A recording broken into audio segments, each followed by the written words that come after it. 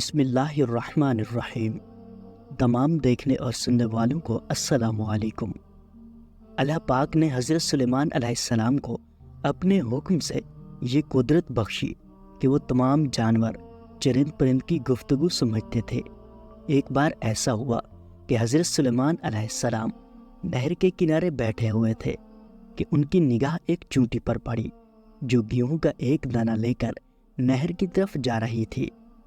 حضرت سلیمان علیہ السلام اس کو بہت غور سے دیکھنے لگے۔ جب چیونٹی پانی کے قریب پہنچی تو اچانک ایک مینڈک نے اپنا سر پانی سے نکالا اور اپنا منہ کھولا تو یہ چیونٹی اپنے دانے کے ساتھ اس کے منہ میں چلی گئی۔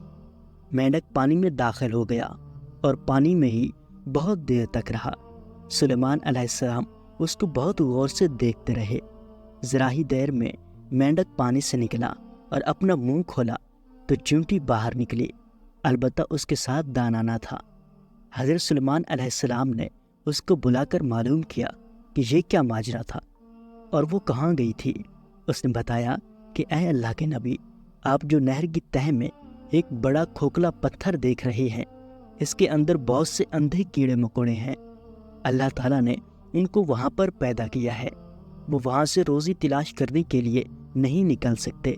اللہ تعالیٰ نے مجھے اس کی روزی کا وکیل بنایا ہے، میں اس کی روزی کو اٹھا کر لے جاتی ہوں، اور اللہ نے اس مینڈک کو میرے لیے مسخر کیا ہے تاکہ وہ مجھے لے کر جائے۔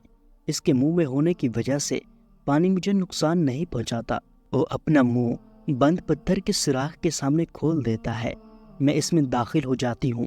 جب میں اس کی روزی اس تک پہنچا کر پتھر کے سوراخ سے اس کے منہ تک آتی ہوں تو مینڈک مجھے منہ سے باہر نکال دیتا ہے۔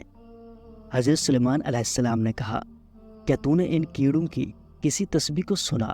تو چیونٹی نے بتایا، ہاں، وہ سب کہتی ہیں، تمام تعریفات اس ذات کے لیے جو مجھے اس گہرے پانی کے اندر بھی نہیں بولتا۔ اگر آپ اسلامک ویڈیوز دیکھنا چاہتے ہیں تو اسلام کا سفر یوٹیوب چینل ضرور سبسکرائب کریں۔ شکریہ۔